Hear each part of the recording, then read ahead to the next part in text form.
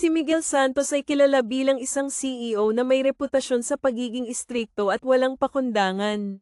Ang kanyang personalidad ay tila malamig at malayo na nagdudulot ng takot sa mga empleyado.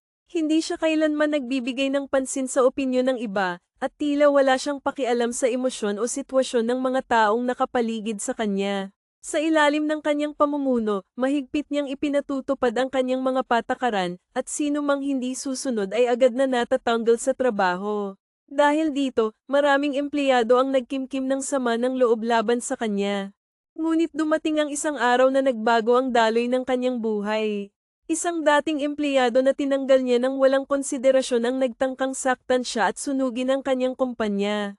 Sa gitna ng kaguluhan, nandoon si Althea Cruz, ang kanyang masipag ngunit madalas niyang sinisigaw ang sekretarya. Sa kabila ng lahat ng masasakit na salita at galit na natanggap mula kay Miguel, ginawa ni Althea ang lahat ng kanyang makakaya upang mailigtas siya mula sa panganib ng sunog. Ang aksyong ito ni Althea ay nag-iwan ng malalim na marka sa puso ni Miguel, na noon lamang niya naramdaman ang isang kakaibang damdamin na hindi niya maipaliwanag. Sa kabila ng kanyang pagkakilala sa sarili bilang isang tao na walang emosyon, nagsimula siyang magtanong, magagawa nga kaya niyang aminin ang tunay na nilalaman ng kanyang puso sa dalaga na minsan niyang minamaliit. Samantala, sa isang ordinaryong araw sa opisina, si Lexie Cruz, ang masipag na empleyado, ay abala sa pag-aayos ng mga papeles nang mapansin niyang muli na galit si Miguel.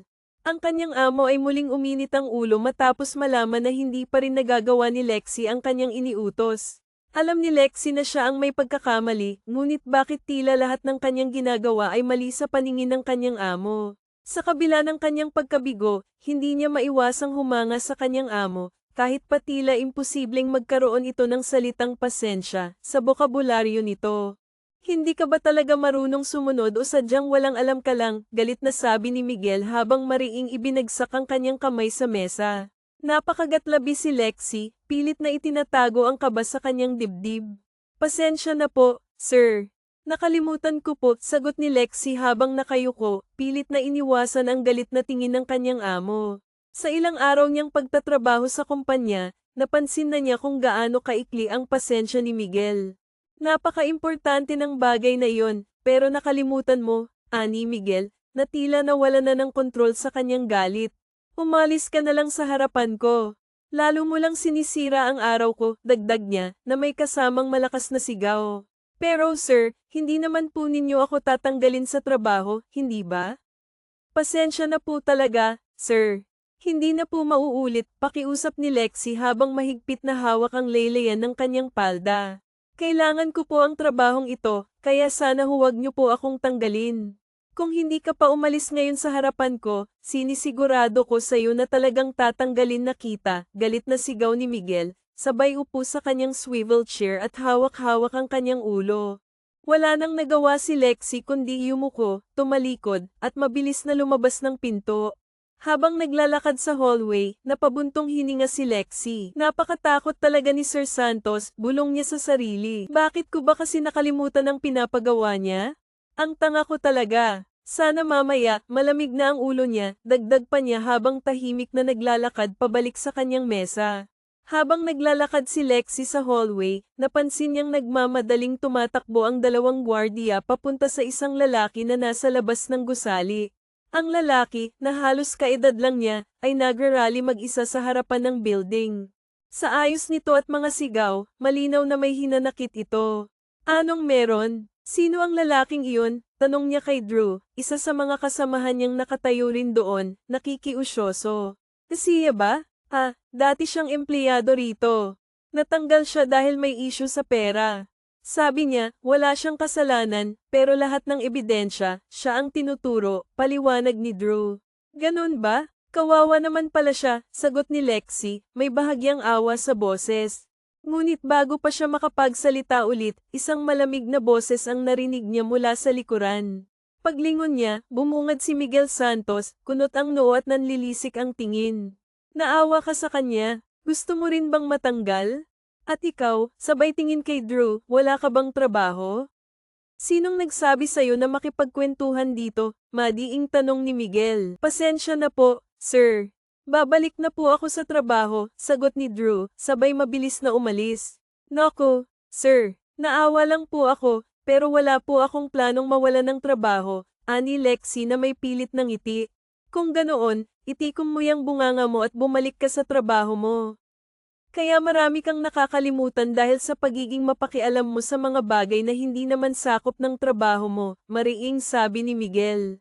Opo, sir. Zipper ko na lang po ang labi ko, sagot ni Lexi, ngunit hindi niya napigilan ang sarili na magtanong muli.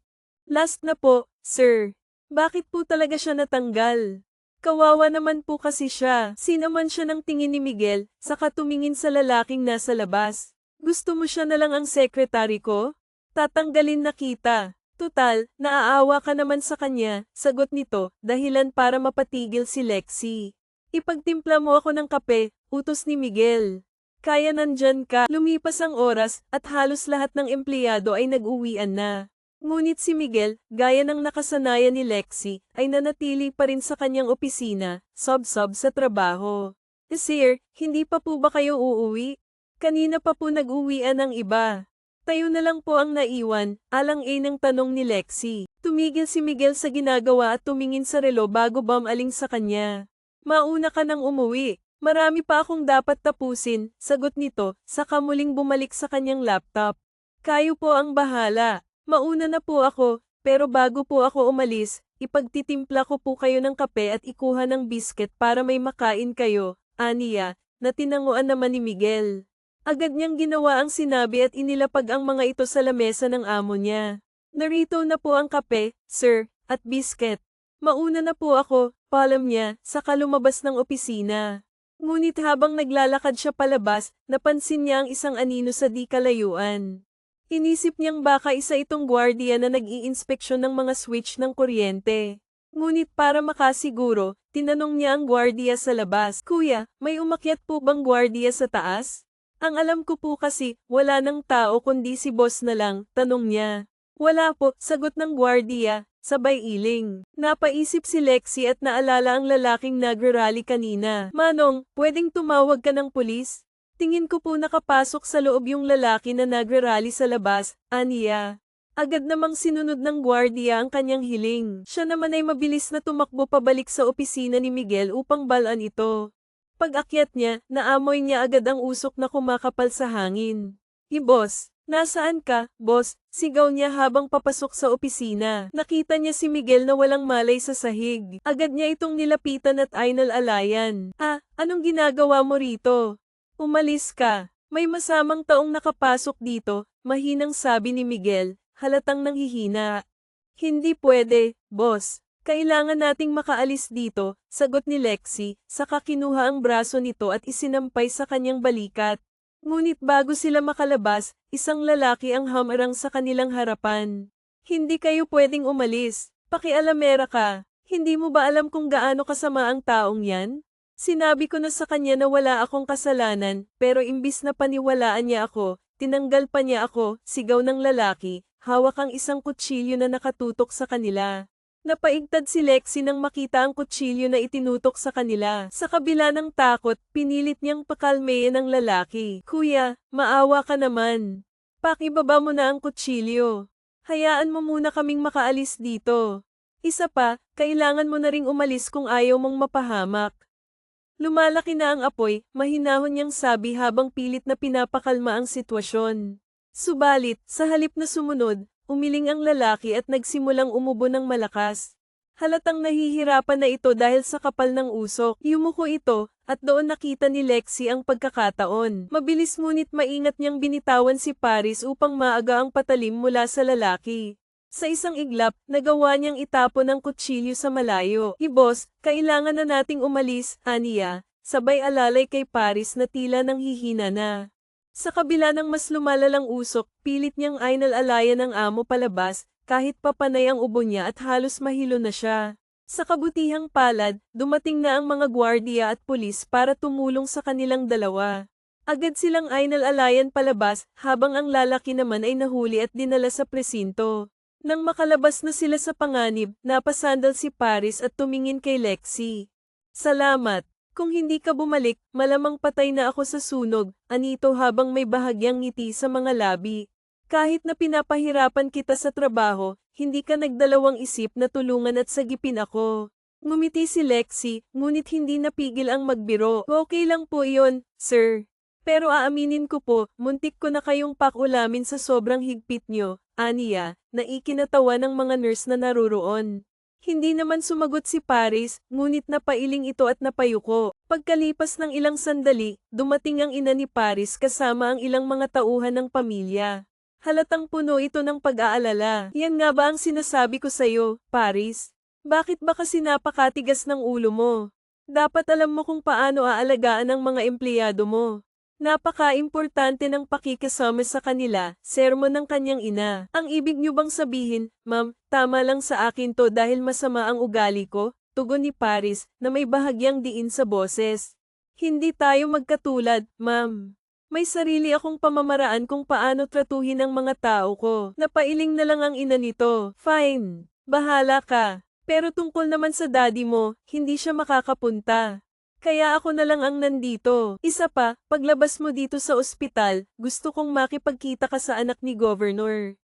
Napakaganda ng batang iyon. Talagang magalang at maayos siyang kausap. Napakunot noo si Paris at nagbiro, kung nakakatuwa pala siya, dapat sa circo siya dalhin. Wala akong planong mag-asawa ng clown.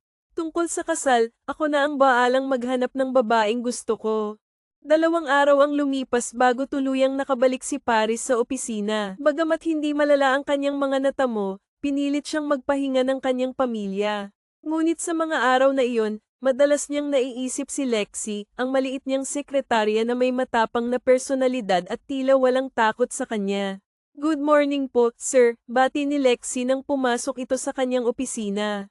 May dala itong tasa ng kape at maaliwalas ang ngiti. Kumusta na po ang pakiramdam niyo? Mabuti po't nakapasok na kayo ulit. Salamat sa kape, sagot ni Paris, ngunit agad niyang napansin ang gasgas sa braso ng dalaga. Teka, bakit ka pumasok agad? May sugat ka pala. Sana nagpahinga ka na lang.